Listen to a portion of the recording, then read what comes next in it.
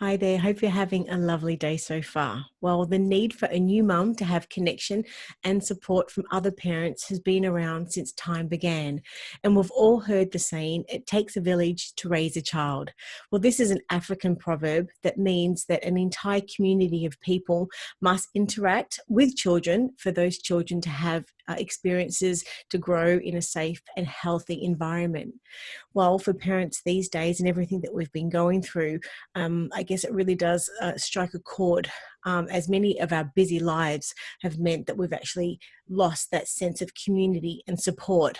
But parenting groups in Australia have actually been around and provided by city councils by their maternal and child health nurses since the 1920s.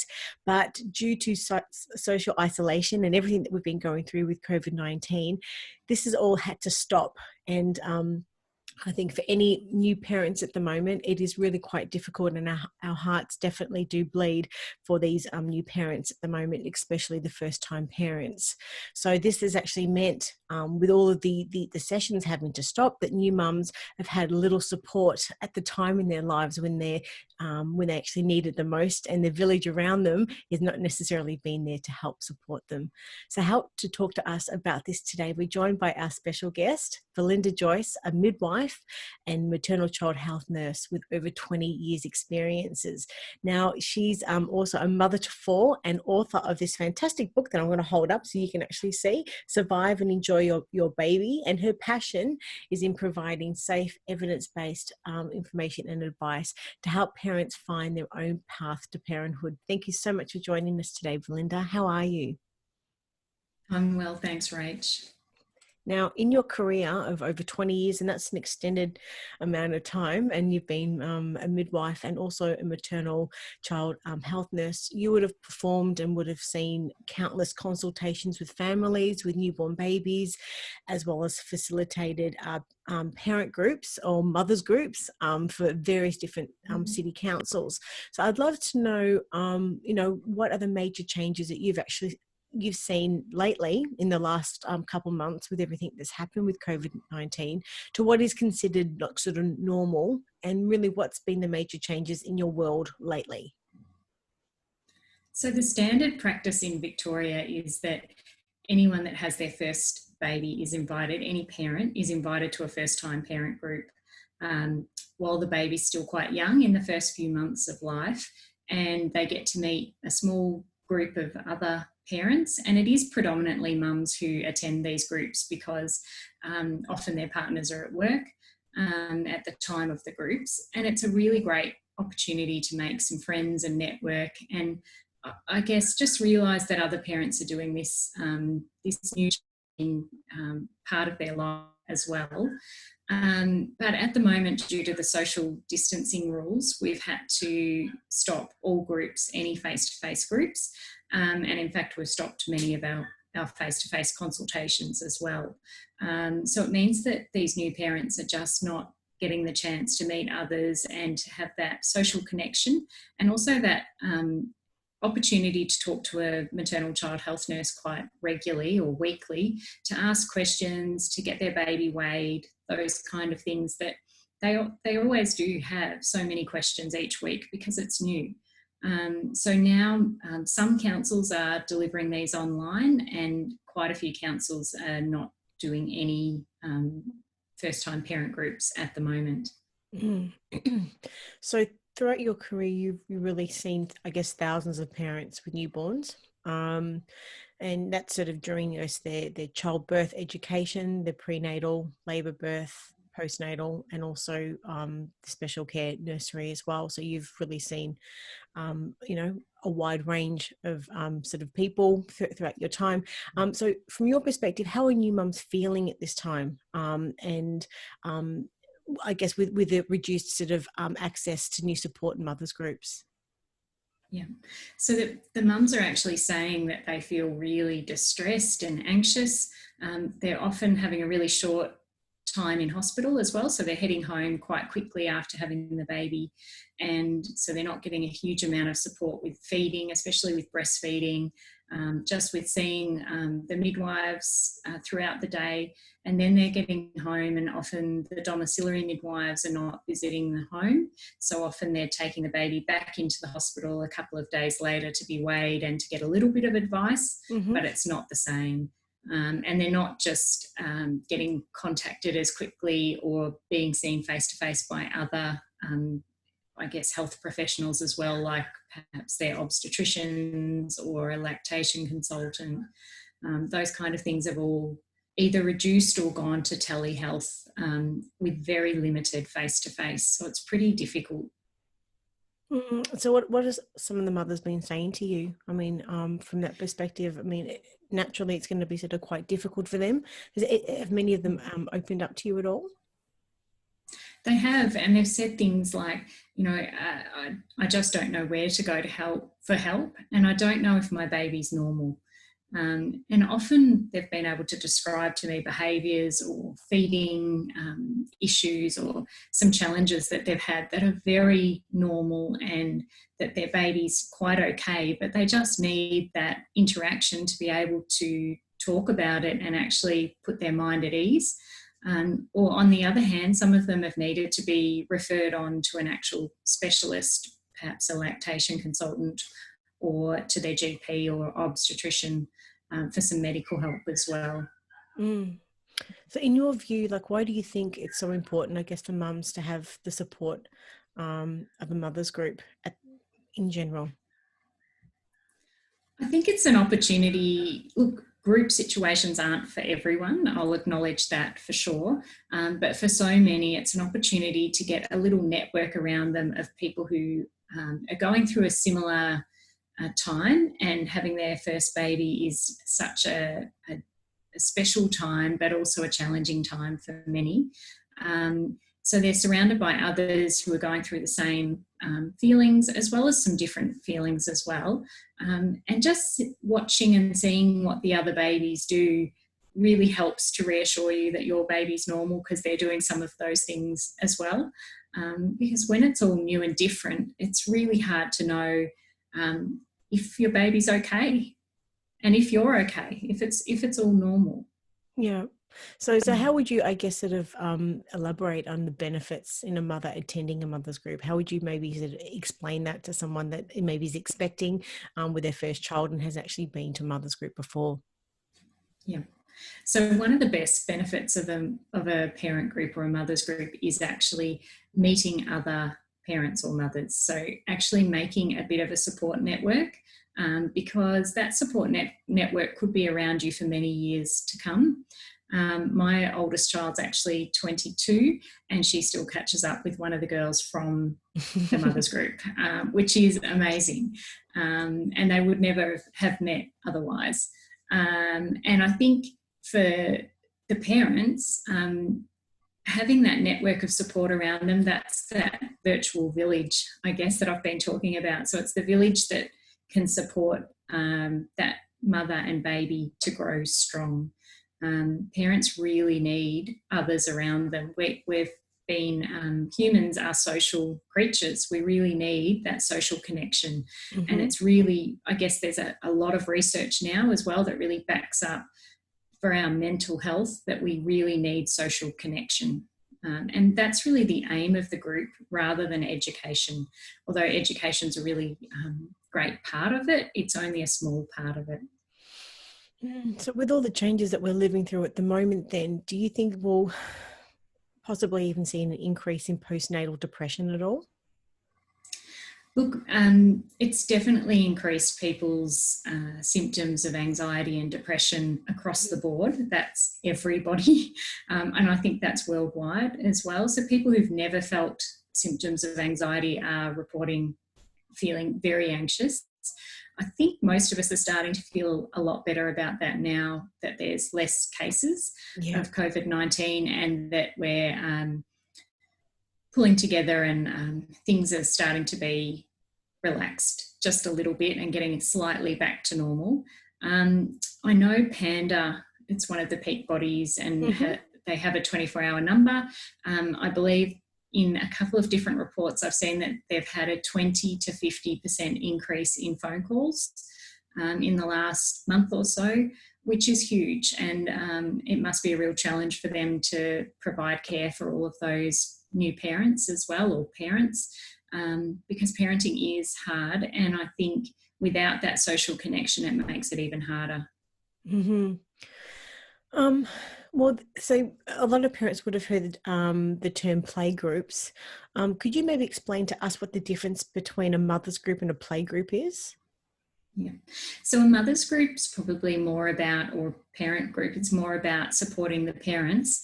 The babies are quite young, so they're still going to have some socialisation with the other children if it's face-to-face. But I guess it's quite limited because they're very young. Whereas a play group can start from early on as well, but it's more about supporting the whole family. So it's more about the parents catching up and getting to know each other and supporting each other. But there's lots of play activities actually sort of planned out and organised for the children as well. Mm-hmm. And they can go all the way up until school age too. So with what's been happening lately, have naturally play groups and mothers groups have all been cancelled and stopped. And from your perspective, how do you feel the parents, I guess, at this time can be making some social connections? And what is the likelihood of them being slowly integrated back into our day-to-day life? So we don't really know what's going to happen with groups getting back together again out in public. I think probably anything outdoors is going to start sooner than anything indoors. But I think the majority of first-time parents with their babies are trying to stay home and keep their babies in that isolated sort of environment for the moment. And certainly the paediatricians are also suggesting to do that when they're quite little. Even though it doesn't seem that babies and children are getting the more severe kind of disease, we still don't want them getting sick. We want to keep them protected. So I have a feeling it's going to be quite a while before we can start up the regular face-to-face first-time parent groups and mothers groups again. Do you think there will be a lot of parents will actually, even when they are able to take their babies to mothers groups, maybe will choose not to for that reason? Yeah, I think it'll probably be a gradual relaxation of the rules, and then a gradual process of parents feeling safe to bring their babies back out again.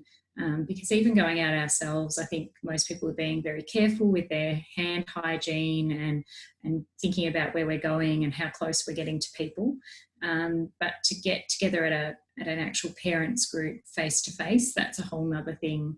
And often they go for sort of at least an hour to 2 hours. So that's a long time period as well to be in the same space at this point in time. So I think we will all, as a society, gradually start to get back to what was normal. So what is the rules, I guess, with parents attending mothers groups? Do they have to attend a mothers group, or is it just something that is voluntary? It's voluntary. So in Victoria, it's offered to all first-time parents, and anyone who's had a second, third, fourth baby, they're more so encouraged to go into a play group sort of situation. And that's because that's where the funding's provided. Mm-hmm. But really it's voluntary, and they can choose whether they'd like to come or not. I do always encourage it though, because there are so many benefits. And we'll speak about that in a moment. I've just got one question I would love you to answer. What happens when a mum possibly isn't enjoying a mother's group or isn't comfortable in the company of some of the other mums? Have you had that experience before? And what's your recommendation with that? Look, anywhere that you get a group of people together, there can be some really challenging behaviours, and there can be some parents who just don't quite gel with each other as well, and it just happens every now and then. And I'd usually encourage that mum to have a chat with her nurse and see if they can just get booked into the next group, because it can be quite difficult and probably not that beneficial if they're feeling that way, week in, week out. In saying that, I guess no two babies, no two pregnancies are ever the same. And you've mentioned the funding is there for for a first child, but in your view, like, why would you see that a mum would need to attend a mother's group, I guess, for a second time? Look, a lot of mums really do want to come with a second or third child, even occasionally, particularly if they've just shifted towns. So if they've moved to a new area or a new town and they're really wanting to get to know some of the other parents there, it can be quite hard when you're at home with a baby because you're not getting out and about, and there's less opportunities to make those connections than if you were at work. So that's probably the main time that parents would like to do that. And look, some councils will find the space and do have the ability, but many don't. Okay. Well, look, we published your article titled Giving New Parents a Virtual Village to Help Raise Their Baby. For someone who hasn't read the article, can you give us a little bit of an overview what it's about and just tell us what inspired you to write it? Look, I just wanted to point out the things that new parents were missing out on, which we've talked a little bit about. Not having access to those health professionals and not having access to their own parents in many cases either, because their parents are perhaps over 60 and are in that more risky High risk age for, that's right. And so not having the support and not knowing where to go for support, and even when you do find the right health professional, then not being able to actually see them properly. It must be very difficult to navigate the system at the moment. And even just simple things like websites not quite being updated. We can't stay up to date with everything because the rules keep changing, and not knowing how to communicate out to the public what's going on at the moment. This time definitely has shown us how much we do need technology. and so many people have actually said, thank goodness it's happened at a time like now when we do have, I guess, the technology and I guess the social sort of networking that we can sort of reach people, it's sort of not even just obviously here, but around the world, and friends and family everywhere, but because it would have been a lot harder naturally, 10 and most of the technologies, it's even free. So we're really, really lucky. Yeah, but it doesn't replace any face-to-face contact, which we know. So I'd love to know from your perspective, like, what do you think new parents are missing out on with their mother's group, sort of due to the lockdown?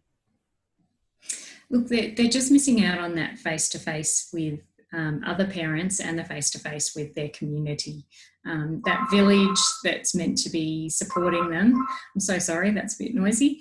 That village that's meant to be supporting them is, it's just not there. It's absent at the moment.